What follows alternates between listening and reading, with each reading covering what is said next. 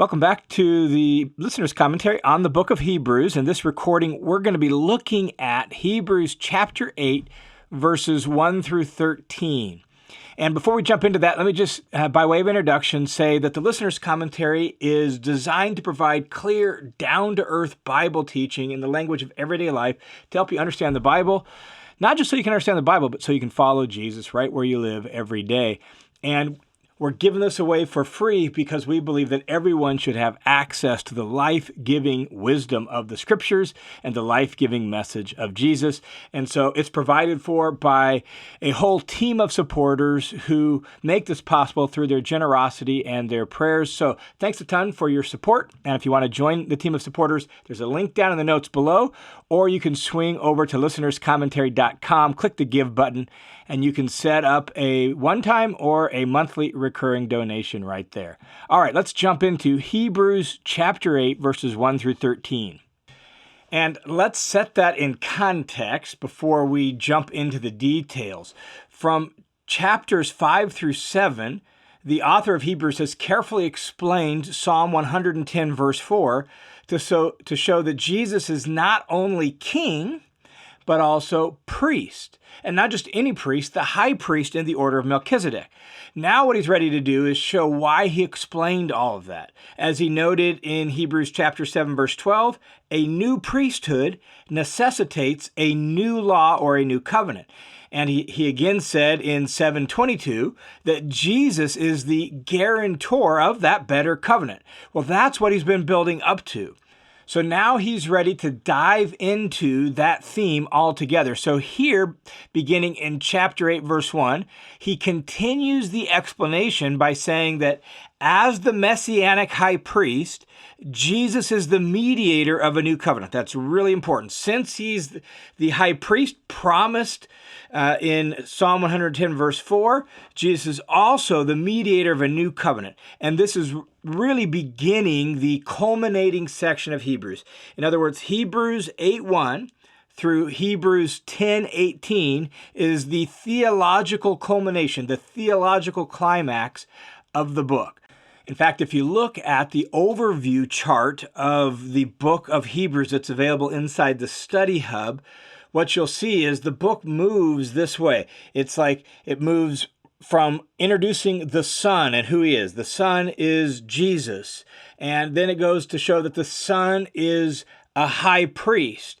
And then it moves into showing that the Son is a high priest of a better covenant. Well, that's where we have arrived here, beginning now in Hebrews chapter 8, verse 1. And so he says this. He says, now, the main point in what has been said is this. And the sense of this word main point is not to summarize the previous point. Sometimes we use that phrase in our language, main point, to mean, let me just summarize what I previously said. But that's not really the idea of this word. This word that's translated main point means the chief point or the crowning point that is to be made. In other words, here's what I'm building up to. And so what he's about to say is the crowning point of the argument so far in the book of Hebrews, specifically the argument about the high priest. So the main point, the crowning point of what I have said is this. And he says, we have such a high priest who has taken his seat at the right hand of the throne of the Majesty in the heavens, a minister in the sanctuary and in the true tabernacle, which the Lord set up, and not man. And so he now is moving towards this idea of serving in the true tabernacle and thus inaugurating a new covenant. And this chapter is going to focus specifically on the new covenant idea. Just a couple notes here. Notice what it says, that this high priest has taken his seat at the right hand of the throne of the Majesty in heavens. One, I just love the description of God as the Majesty in the heavens. Jews, in an effort to make sure that they would not take the name of God in vain, had various ways that they would speak about God without saying the name Yahweh. In fact, oftentimes when they would be reading the script, well, not oftentimes, every time when they'd be reading the scriptures, and they came to the four consonants that represent God's name that we translate as Yahweh, they wouldn't pronounce it. They would say Hashem, which means the name, or they would say Adonai, which means Lord. And so they had various ways of getting around speaking the name of God, and it was an effort to really honor and respect his name. And so the author of Hebrews here describes God as the Majesty in the heavens. And he says that Jesus, as high priest, is now his right-hand man. He has taken his seat at the right hand of God on the throne of the Majesty in the heavens. And so he is a high priest who also reigns as king, as God's right-hand man. And as priest and king, he serves, the author says here, in the sanctuary and the true tabernacle. And the word translated serves here is liturgos, not diakonia. Oftentimes the word servant or serve in the New Testament is a translation of the word diakonia or diakonos or one of those words from that word family. But this is liturgos, which is the word that's almost exclusively used for priestly activity in the Greek translation of the Old Testament. So Jesus serves like a priest in the true tabernacle and the true sanctuary. And when he says true, that doesn't mean as opposed to false. True here means real. That is, it's not the copy. And we'll see the word copy show up in verse 5. So he's serving in the original, the authentic one, of which the earthly one is a copy. That's the idea. And he's serving in the true tabernacle and sanctuary. The word sanctuary is literally holy things in Greek, but in the Greek translation of the Old Testament, this particular phrase that could literally be translated holy things refers to the most holy place when we're talking about the tabernacle. So he serves in the true tabernacle, and he's able to go into the inner room, the sanctuary, the most holy place in the tabernacle. All of this is going to be explained very shortly in chapters 9 through 10.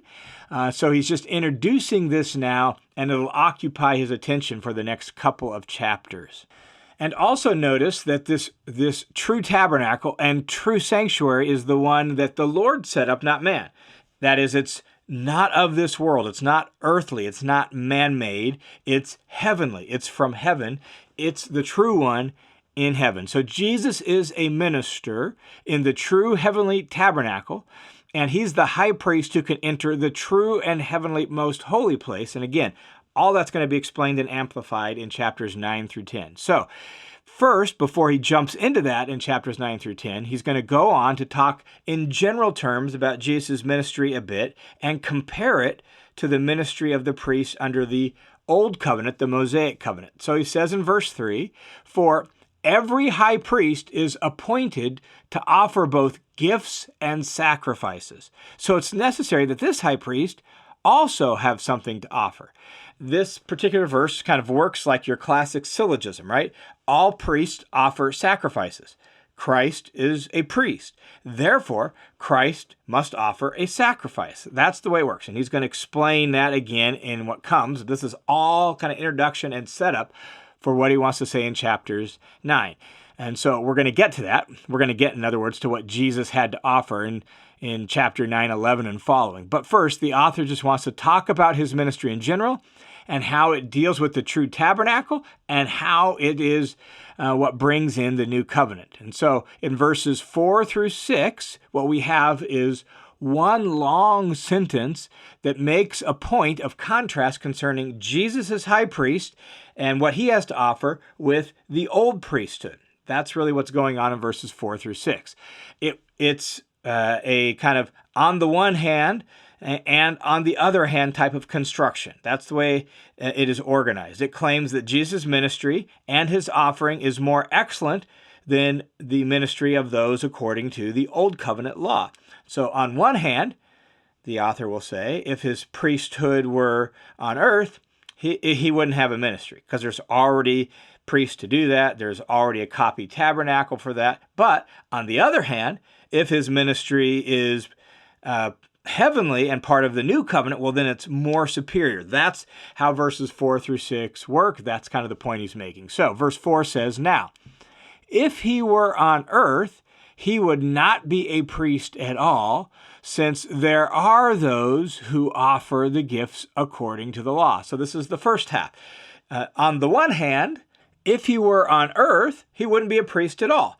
The Levitical priests do that, right? There are already priests to do that. There are those who offer gifts according to the law. The law is the Old Covenant. The Old Covenant is the law. They're all tied up together. So the Levitical priests carry out their ministry according to the law. They do so in a copy of the true tabernacle. So that's what he says in verse 5. There are already those who offer these gifts, verse 5, who serve a copy and a shadow of the heavenly things. Notice those two words, copy and a shadow. This is the point of contrast with the word true up above, that Jesus serves in the true tabernacle and sanctuary, not the copy, not the shadow, right?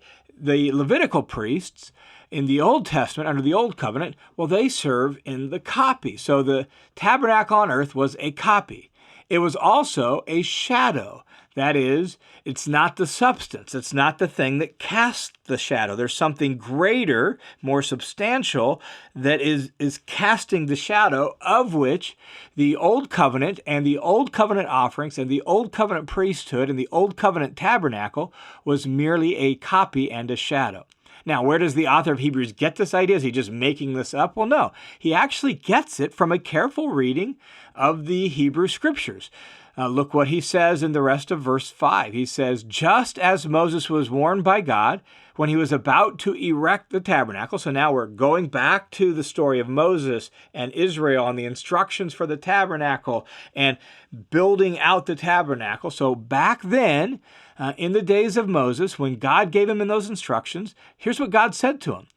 He says, see that you make all the things by the pattern which was shown to you on the mountain. Notice that word, pattern. That's the idea of copy and shadow. This is where he's getting it. This quote is from Exodus 25:40, and it suggests that there is a pattern, a original, of which the earthly is a reproduction of some kind, right? Like the earthly tabernacle is a copy and a shadow, a reproduction of some greater reality, of which there's already a pattern. And so the earthly one points towards something greater than itself. Now, it's possible that the original readers, right, Jewish Christians, may have thought that, man, this new thing that we're a part of now in the Messiah is just not as great, not as impressive, maybe even defective, because there was no elaborate ceremony. There was no temple or tabernacle.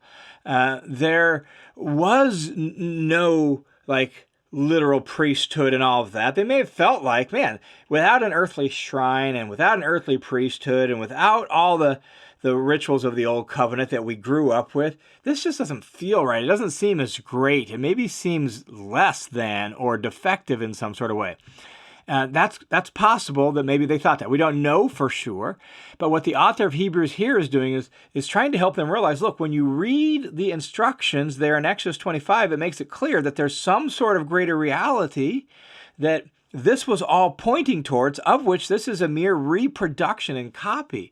Well, what we're a part of now is the greater thing. We're a part of the substance that casts the shadow, the real thing, of which this was merely a reproduction. And so the greater thing, the author of Hebrews wants them to see, is the ministry of Jesus. And so he says in verse 6, but now, so then, in the days of Moses, there was a copy and a shadow. But now he, Messiah, Jesus, has obtained a more excellent ministry to the extent that he is also the mediator of a better covenant, which has been enacted on better promises. And so Jesus is a mediator of a better covenant. A mediator is one who intervenes or goes between two parties. He's helping them come together so that they can be reconciled, they can work together and move towards a common goal or resolve a disagreement. And that's who Jesus is. He's the mediator of a better covenant than that old covenant. And it's been enacted on better promises. Notice the repetition of the word better. Combine that with more excellent. All of this is to emphasize the superiority of Jesus' ministry and the covenant he inaugurated. It's more excellent. It's better. And to support this idea that he is the mediator of a better covenant, the author of Hebrews then turns to a well-known Old Testament text from the prophets, Jeremiah chapter 31. And he's going to quote a rather long passage out of Jeremiah 31. In fact, it's the longest single citation of an Old Testament text anywhere in the New Testament. And so he quotes it here at length in Hebrews 8 through 12. And he's actually going to quote it again at the end of this whole section in Hebrews 10, 15 through 17. And he won't quote the whole thing there, but he'll quote a good chunk of it in Hebrews 10, 15 through 17. These are the bookends of this climactic moment, this climactic part of the book of Hebrews. And so before we read the whole thing here, let's just remember the context of Jeremiah. Jeremiah was writing in the face of Babylonian exile. And so it's coming to the end of the southern kingdom of the nation of Israel in the Old Testament. If you're not super familiar with Old Testament chronology and the story of the Bible, I've got a Bible survey course in the Study Hub that will actually give you a kind of an overview of the biblical story and help you understand how that fits together. And so Jeremiah was part of the southern kingdom. The northern kingdom was already destroyed, and they're on the cusp of Babylonian exile. And the words here in Jeremiah 31 that are going to be quoted here provide hope to the exiles and to the Jews that are left behind in Israel, that God hadn't given up on his purposes for Israel, that he would fulfill his promises, and he would do that by bringing in a new covenant that was actually better than the old, one that the Jews would actually be able to keep, one that would actually bring about better promises. And many of the Jews of the first century longed for this, looked for this. They knew that the final chapter in their story had not been written, and they were waiting, and they were praying, and they were hoping for the new covenant to come. And the author of Hebrews, in quoting this here, contends that Jesus is the one who ushers in this long-awaited new covenant since the days of Jeremiah. And so he says this in verse 7. He says, "For if that first covenant, the old covenant, the Mosaic covenant, if that first covenant had been free of fault, no circumstances would have been sought for a second." The very fact of exile, the very promise of a new covenant that shows up in Jeremiah 31 actually indicates some sort of deficiency in the original covenant. The fact that they failed to keep it, that they went away into exile, that God, through the prophet, promised a new covenant, indicates there was a need for something different, and that means the first one was deficient. Now, where did the problem lie? Well, the problem didn't lie so much with the wisdom of the covenant as it did with the people of the covenant. And so verse 8 says, "For in finding fault with the people," he says. Notice that. The fault is with the people. That's where the problem lies. This is the same point the Apostle Paul makes in Romans chapter 8, verse 3, when he says that the law was weak because people are fleshly and fallen. That was the fault of the law. That was the deficiency, was it could not change the fallenness and fleshiness of human beings. And so it gave good laws, but it was laws that people in their fallenness failed to adhere to. So there needed to be a new covenant to address that deeper problem in human beings. And so God promised one. And that's where Jeremiah 31 comes in. And so here now in Hebrews chapter 8, beginning here in the middle of verse 8, the author is going to quote Jeremiah 31 and following at length. Let me read the whole thing so you can hear it, and then I'll go back through and just make a few comments explaining some things out of Jeremiah 31. So it says this, "Behold, the days are coming, says the Lord, when I will bring about a new covenant with the house of Israel and with the house of Judah. Not like the covenant which I made with their fathers on the day I took them by the hand to bring them out of the land of Egypt. For they did not continue in my covenant, and I did not care about them, says the Lord. For this is the covenant which I will make with the house of Israel after those days, declares the Lord. I will put my laws into their minds. I will write them on their hearts. I will be their God, and they shall be my people. And they will not teach each one his fellow citizen and each one his brother, saying, Know the Lord, for they will all know me, from the least to the greatest of them. For I will be merciful toward their wrongdoings, and their sins I will remember no more. Now, keep the original context of Jeremiah in mind. The nation of Israel had divided into two after Solomon's reign, Israel in the north, Judah in the south. Hence the reason you get in this passage the house of Israel and the house of Judah. Israel had been destroyed in 722 BC, and then from about 606 to 586 BC, a series of invasions from Babylon had laid waste to Judah, and the people were carried away into exile. But through various prophets, God had promised to restore them to the land and that he was going to bring about something new and something better in the days ahead. And Jeremiah states that here as a new covenant for all of God's people. And it was promised to be better than the original. Better promises. That's the idea that the author of Hebrews has already pointed out. So let's go back down through this text and just highlight a couple things. So the text says, Behold, days are coming, says the Lord, when I will make a new covenant with the house of Israel and the house of Judah, those two parts that made up the one kingdom of Israel. He says it's not going to be like the covenant I made with their fathers on the day I took them by the hand to bring them out of the land of Egypt. That's the old covenant, right? The Exodus is described here as God taking them by the hand, leading them out of the land of Egypt, bringing them to Mount Sinai, and starting a covenant with them. And he says it's not going to be like that one. It's going to be different in some ways from that. Why? Well, he tells us why in verse 9. For they did not continue in my covenant, and I did not care about them. And so the reason it's going to be different is they didn't keep it. And he says, I did not care about them. That translation, I think, is unhelpful. I did not care about them. In our language, to care about somebody means to love them. And that's not at all what this means. It's the word care here is more the idea of disregard. It doesn't mean God didn't love them. It means because they refused to keep his covenant and remain faithful to his covenant, he disregarded them. That's the idea. He allowed them to go into exile. That's exactly what it entailed.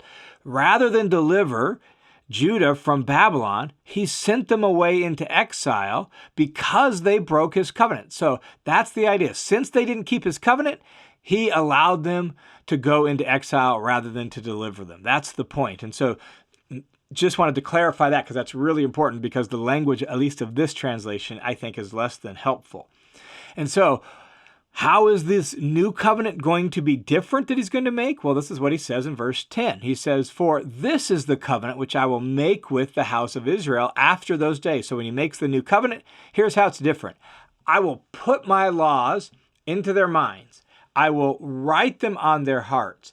I will be their God, and they shall be my people. Those four phrases describe in some ways how this new covenant is going to be new, how it's going to be different.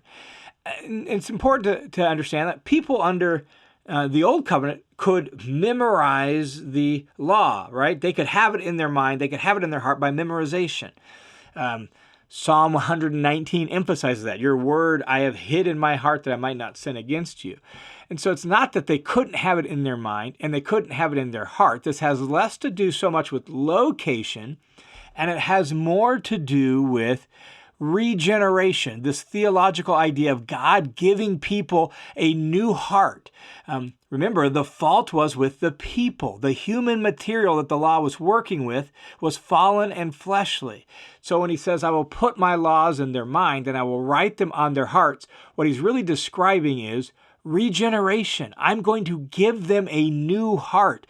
As the prophet Ezekiel, another prophet that writes during the exile, Ezekiel described that God is giving people a new heart. He would remove their heart of stone, give them a heart of flesh, and they would actually keep his laws. This is the same idea being described here. And so the Old Testament law did not provide for that. The Old Covenant didn't give them this new heart. This is what's going to be new under the new covenant. The author of Hebrews then continues to quote the passage, and it goes on to say, and they will not teach each one his fellow citizen and each one his brother, saying, know the Lord. For they'll all know me, from the least of them to the greatest. For I will be merciful towards their wrongdoings, and their sins I will no longer remember. In one sense, Israel under the Old Covenant knew God, because God had called them to himself and he had revealed himself to them. But it was a national identity, and it was sort of a national knowing. And it's very clear when you read through the Old Testament story that those that were actually faithful to Yahweh, that knew him, loved him, sought him, that was a remnant among the people of Israel. And so even though the nation was his covenant people, and even though they had been given his laws, being a part of that people did not necessarily entail a personal commitment to him.